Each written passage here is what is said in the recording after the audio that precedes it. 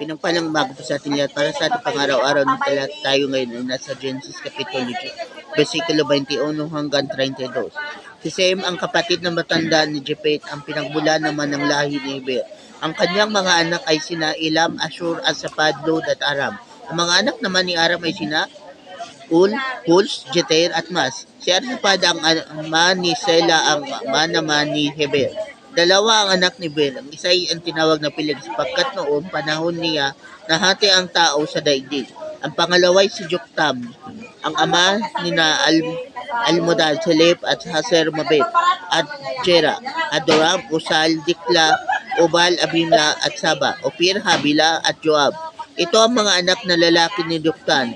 Ang lupain nila ay mula sa Mesa hanggang Sipar sa kaburulan sa silangan. Ito ang lahi ni Sem ayon sa kani-kanilang angkan, wika at bansa.